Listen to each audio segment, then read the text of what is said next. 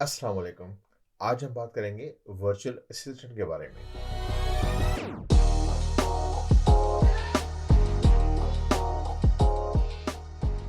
अस्सलाम वालेकुम। मेरा नाम है अमजद गुल और आप देख रहे हैं मेरा यूट्यूब चैनल अमजद गुल। आज हम बात करेंगे कि अमेज़न पे जो वर्चुअल असिस्टेंट होते हैं, ये कैसे काम कर रहे होते हैं और इस ज़रिए से हम कैसे जो है अपनी आमदनी के मौके पैदा कर सकते हैं पाकिस्तान में बैठे हुए। अच्छा, मेरे पास काफ़ी लोगों के कमेंट्स आए हैं, कुछ लोगों के मैसेजेस भी आए हैं। वो ये कह रहे हैं कि हमारे पास जो है वो अमेज़न का अकाउंट नहीं है और हमारे पास एक्सेस नहीं है अमेज़न के सारे सेंट्रल डैशबोर्ड का। तो हम जो है वो कैसे अमेज़न के वर्चुअल असिस्टेंट का काम जो है वो सीख सकते हैं और कैसे हम जॉब हासिल कर सकते हैं।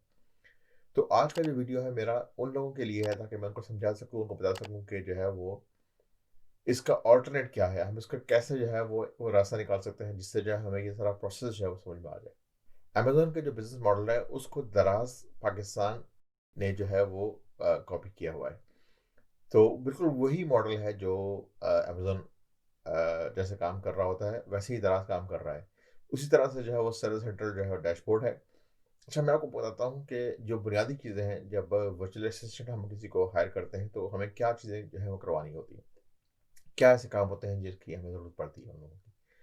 अच्छा, नंबर 1 जो काम होता है, जो लोग कहते हैं वो है कि प्रोडक्ट हंटिंग। प्रोडक्ट हंटिंग का मतलब नहीं कि हमें वो ऐसी प्रोडक्ट ढूँढ के दे कि जिसकी मार्केट में डिमांड हो बहुत ज़्यादा। हम उसको बता देते हैं कि हमारा जो है वो प्राइस पॉइंट क्या है, यानी कि कितने तक की वो है, पर आइटम जो है वो कितने का हो, किस कैटेगरी के अंदर हो, यानी कि किचन का आइटम हो या स्पोर्ट्स का आइटम हो और साइज़ उसका क्या हो, उसका वेट कितना हो और तमाम स्पेसिफिकेशन जो है हम उसको बता देते हैं कि हमें ये इस तरह की प्रोडक्ट चाहिए और आप ये सर्च करें कि इसकी डिमांड कितनी है। और जब हमें बताता है कि भाई इसकी डिमांड इतनी है इस प्रोडक्ट की और इसमें जो है प्रॉफिट मार्जिन है और ये बिक सकती है, तो ये बेसिकली वो काम जो कर रहा होता है वो सॉफ्टवेयर होते हैं, जैसे मैंने बताया था आपको, हीलियम है, जंगल स्काउट है और बाकी रिसर्च सॉफ्टवेयर होते हैं। उसके ज़रिए से जो है डेटा हम एक्सट्रैक्ट करते हैं और मालूम होता है हमें कि जो है इस प्रोडक्ट की डिमांड है या नहीं। जब हमें मालूम हो जाता है कि उसकी डिमांड है या नहीं है, तो उसके बाद हम उसकी सोर्सिंग पे जाते हैं, यानी कि हम उसके लिए ढूँढते हैं मैन्युफैक्चरर हमारा कौन-सा होगा या सप्लायर कौन-सा होगा। तो प्रोडक्ट को ढूँढने का जो काम है वो हम अ, अपने वर्चुअल असिस्टेंट को देते हैं, सही?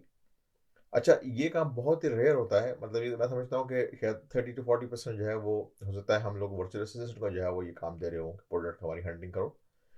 लेकिन ज़्यादातर जो बिज़नेस होते हैं, ऑलमोस्ट हाफ़ मैं कह सकता हूँ कि जो बिज़नेस होते हैं वो ऑलरेडी जो है अमेज़न पे लॉन्च हो चुके होते हैं, जब तक उनको वर्चुअल असिस्टेंट की ज़रूरत पड़ती है, सही है? तो मिसाल हम लेते हैं कि प्रोडक्ट हमारा ऑलरेडी लॉन्च हो चुका है। अब हमें क्या होगा, हमें प्रोडक्ट, अगर तो हमारा ये पहला प्रोडक्ट है, तो हमें वर्चुअल असिस्टेंट की चाहिए जो हमें प्रोडक्ट हंट करके दे।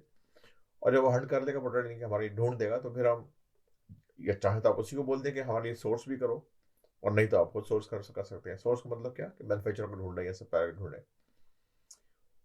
उसके बाद जब वो चीज़ आ जाती है आपके पास, वो चीज़ बन चुकी होती है, तो वो मैंने आपको बताया था कि वो शिप हो जाती है मैन्युफैक्चरर के पास से अमेज़न के वेयरहाउस के अंदर, सही है? अब अमेज़न के वेयरहाउस में चली गई ना, अब उसके बाद जो जितना भी काम होता है वो सारा जो है वो कंप्यूटर पर हो रहा होता है, जिसको हम बोलते हैं सर्वर सेंटर डैशबोर्ड से हम कंट्रोल कर रहे होते हैं कि वो सारा काम, उसकी आइटम की प्राइस क्या होगी इस चीज़ के, उसकी उस पे सेल्स कैसे लगाएँगे, उस पे कूपन कैसे लगाते हैं, उसके ऊपर डिस्काउंट कैसे देंगे, उसकी सेल्स कैसे बढ़ाएँगे, रिव्यू कैसे लेंगे, वो सारे काम जो होते हैं, वो सारे जो है वो कंप्यूटर पर बैठे हुए जो लोग होते हैं वो कर रहे होते हैं। मेनली जो है वो शुरू में सर्वर खुद कर रहे होते हैं या उनके पास जो लोग होते हैं टेक्निकल एक्सपर्टीज़ वाले वो कर रहे होते हैं या फिर वो हायर कर लेते हैं वर्चुअल असिस्टेंट। अच्छा, अब समझें इस बात को उन लोगों के लिए जो ये बोल रहे हैं कि मेरे पास हमारे पास अमेज़न का जो है वो डैशबोर्ड का एक्सेस नहीं है। अब हम कैसे काम सीखें? जो काम आप कर सकते हैं ना, अगर आप इसको समझें, देखें, मैं आपको लिस्ट कर देता हूँ कौन-कौन से काम अमूमन होते हैं। 2 तो आपको पहले बता चुका हूँ। एक तो यानी कि प्रोडक्ट हंटिंग और एक होता है प्रोडक्ट सोर्सिंग। इन दोनों को तो आप छोड़ दें फिलहाल। अब वो देख लेंगे उन हम सेलर के ऊपर आ रहे हैं जिनके ऑलरेडी बिज़नेस चल रहे हैं अमेज़न के ऊपर। हम उनको टारगेट करना चाह रहे हैं। सही है? वो क्या करेंगे, वो बोलेंगे जी हमारी प्रोडक्ट है, इसको लिस्ट कर दें। अगर उन्होंने कुछ चेंजेस करनी है प्रोडक्ट की लिस्टिंग के अंदर, वो आपको बोल देंगे। या वो आपको बोल देंगे कि जी हमारे जो है ये प्रोडक्ट है, इसकी लिस्टिंग है, इसकी रैंकिंग बढ़ानी है हमने, ये रैंक कैसे होगी? या बोलेंगे कि हमें इसकी मार्केटिंग करनी है, या वो बोलेंगे जी हमें इसकी प्रोडक्ट की जो फोटोग्राफी करवाई थी उसमें हमने कुछ फोटोज में कुछ चेंजेस करवानी है, या हमने इसके बैकग्राउंड चेंज करवाना है, या कुछ फोटो जो है वो हमने मेन इमेज जो है चेंज करना है, या बोलेंगे कि लिस्टिंग के पीछे जो उसमें कीवर्ड होते हैं वो कीवर्ड में कुछ हमें चेंजेस करवानी है, या वो बोलेंगे हमने इसकी प्राइस चेंज करवानी है, या वो बोलेंगे कि जब हमारे पास कस्टमर के ऑर्डर आए ना तो हमें उस ऑर्डर के जो है शिपिंग लेबल वगैरह बना के कस्टमर को जो है वो चीज़ पोस्ट करनी है, अगर वो प्रोडक्ट जो है वो अमेजोन FBA की नहीं है तो। सही है।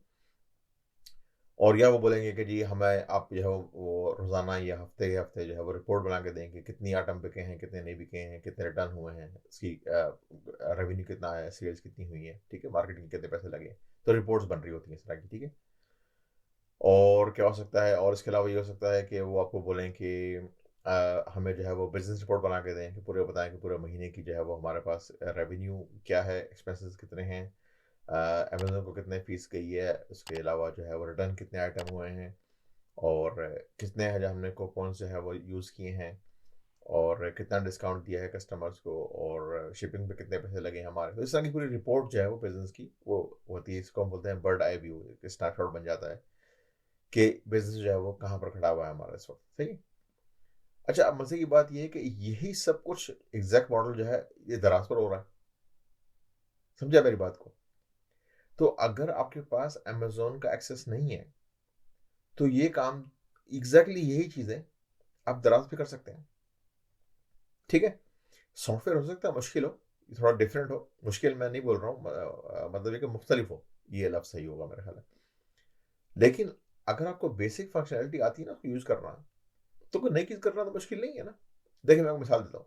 अगर आपके पास आपको एक साइकिल चलानी आती है ना, एक बाइसाइकिल जो होती है वो चलानी आती है, तो उस साइकिल से अगर आप दूसरी साइकिल को चलाने की कोशिश करेंगे, यानी मिसाल के तौर पर एक आम साइकिल आपको आती है चलाना, कैसे सीख चाहते हैं उसको, और मैं आपको बोलता हूँ कि आपने आप जो है ना वो स्पोर्ट्स बाइक चलानी है, यानी कि जो साइकिल नहीं होती जो जो रेस में इस्तेमाल होती है, जिसके बहुत पतले पतले टायर होते हैं, उस पर ज़रा बैलेंस करना थोड़ा मुश्किल होता है, ज़रा बैलेंस करना थोड़ा उसको ज़रा ख्याल करना पड़ता है, क्योंकि टायर बहुत पतले होते हैं तो गिरने का डर होता है।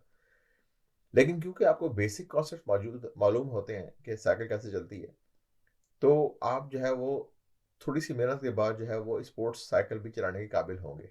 सही है ना। लेकिन अगर आपने साइकिल कभी चलाई ही नहीं होगी तो शायद आपके लिए वो पहली बार उसको स्पोर्ट्स साइकिल चलाना ज़्यादा मुश्किल होगा। सही है। तो यही बात अमेजोन और दराज के फ़र्क जो मैं बताना चाह रहा हूँ। दराज पर आपका जो अकाउंट खोलना है उसमें आपको ना पैसा खर्च करने की ज़रूरत और ना ही आपको किसी की मेहनतें करने की ज़रूरत। दराज पर अकाउंट मुफ्त खुलता है। सही है। और विद इन फ्यू डेज में, खाली 1 या 2 दिन में खुल जाता है अकाउंट। आपको सिर्फ अपना आईडी चाहिए, CNIC नंबर चाहिए, और एड्रेस चाहिए आपको जहाँ भी आप रहते हैं, और आपका बैंक अकाउंट चाहिए, बस। आप दराज पे अकाउंट खोल लें। सही है। दराज और फीस भी कोई नहीं है दराज की। आप अकाउंट खोल के कोई भी एक प्रोडक्ट, चाहे आप 10 पीस लें, चाहे आप एक पीस लें, चाहे आप एक ही खरीद लें, बेशक एक पीस खरीद लें, कोई भी 100 रुपए का या 200 रुपए का, कोई भी चीज़ खरीद लें, जो भी आप समझते हैं कि यार मैं ये इसको टेस्ट करना चाहता हूँ, तो ये जो आप करेंगे ना, ये पैसे कमाने के लिए नहीं करेंगे, ये आप सीखने के लिए करेंगे। ठीक है। एक प्रोडक्ट लेकर आ जाएं, उठा के ले आएं, उसकी तस्वीरें खींचें, उसका बैकग्राउंड रिमूव करें, उसको वाइट बैकग्राउंड पे रखें, उसके बाद उसकी लिस्टिंग की डिस्क्रिप्शन बनाएं, उसको अपलोड करें, उस खाली एक प्रोडक्ट की मार्केटिंग करें, उसकी कीवर्ड निकालें उसके। सही है। और उसकी लिस्टिंग बना के उसकी लिस्टिंग की मार्केटिंग करें। सही। तो एग्जैक्टली देखिए, जो भी चीज़ें आप ये करेंगे ना दराज के अंदर, बिल्कुल यही चीज़ें जो है वो अमेजोन में हो रही होंगी। सही है?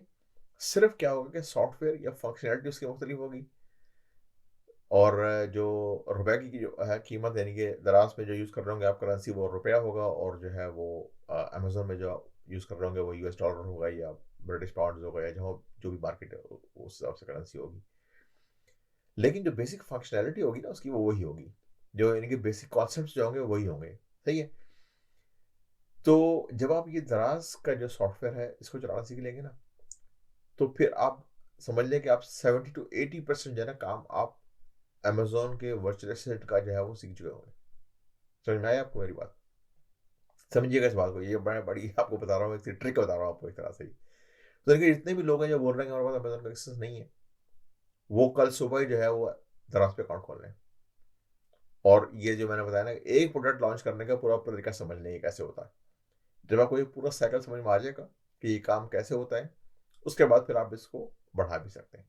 और आपको ये पूरा प्रोसेस समझ में आ जाएगा ना, तो फिर आप अमेज़न के अकाउंट को हैंडल करने में बहुत ही आसानी हो जाएगी आपको। नहीं तो अगर आप बैठेंगे, इंतज़ार करेंगे ना, बहुत टाइम लग जाएगा, क्योंकि आपका अमेज़न पे अगर आप अकाउंट खोले जाते हैं ना, आज भी अगर पाकिस्तान से, तो उसमें कम से कम 6 से 8 हफ़्ते लग जाते हैं। उसमें कॉस्ट बहुत आती है अमेज़न का अकाउंट खोलने में ना। तो अगर मतलब आपका बिज़नेस है और आप रेडी हैं ये रिस्क लेने में और बिज़नेस एस्टेब्लिश करने जा रहे हैं, तो फिर तो ठीक है, ये ऐसे बिज़नेस कॉस्ट आप उसको ले सकते हैं ना। लेकिन आप बिज़नेस में फौरी तौर पे नहीं आना चाह रहे, अभी आप सीख रहे हैं, स्टूडेंट हैं आप, तो आपके लिए जो आसान जो तरीका है ना, वो ये है कि आप दराज़ पे अकाउंट खोल के उसमें प्रैक्टिस शुरू कर दें। तो उसमें ये होगा कि जो प्रोसेस दराज़ का है ना, वो चीज़ें जो है ना आपको समझ में आ जाएँगी, और बिल्कुल बिल्कुल एग्ज़ैक्टली सेम प्रोसेस जो दराज़ वाले कर रहे हैं ना, यही प्रोसेस जो है वो अमेज़न का है। तो जैसे मैंने कहा, आपको 70-80% जो है ना आपको चीज़ समझ में आ जाएगी। और जब आपको चीज़ समझ में आ जाए ना, तो आप फाइवर पे या अपवर्क पे या बाकी जो फ्रीलांसिंग की जो वेबसाइट्स हैं, उन पे आप अपना गिग बना लें, और उन पे आप बोलें कि अपनी सर्विस ऑफ़र करना शुरू कर दें कि जी मैं अमेज़न पे मैं काम करता हूँ। अगर आपको क्लाइंट मिल भी आता है अमेज़न पे, मिसाल के तौर पे कोई बोलता है कि जी मेरी लिस्टिंग को जो है वो इसको ऑप्टिमाइज़ कर दें, या मैंने तस्वीरें ठीक करवानी है इसकी, या मैंने इसका बैकग्राउंड चेंज करवाना है, या मैंने इसकी वेरिएशन चेंज करवानी है। अब यकीन करें कि जो है ना, आप सॉफ्टवेयर को खुद एक्सप्लोर कर लेंगे, और अगर आप कहीं फँसते हैं ना, कहीं मसला होता है, आपको समझ में नहीं आती ना, आप मुझे मैसेज करें, आप मुझसे पूछें, मैं आपको बताऊँगा कैसे करते हैं उसको। सही है? तो बेफ़िक्र होके ना आप दराज़ पे ये काम सीखें, और उसके बाद अपनी सर्विस जो है वो ऑफ़र करना शुरू कर दें फ्रीलांसिंग वेबसाइट के ऊपर अमेज़न के हवाले से। सही है? क्लाइंट क्या करेगा अमेज़न पे, जब आप मिसाल के तौर पे आपने दराज़ पे अकाउंट खोल के ना आपने प्रैक्टिस कर लिया, अब वो काम आ गया कि ये काम कैसे होता है। ठीक है? 70-80% समझ लिया आप। तो प्रोसेस समझ में आ गया आपको। आपने अपनी सर्विस ऑफ़र की, आपने बोला कि जी मैं अमेज़न पे जो है वो लिस्टिंग ऑप्टिमाइज़ करता हूँ, या प्रोडक्ट ऐड करता हूँ, या मैं पिक्चर्स अपलोड करता हूँ।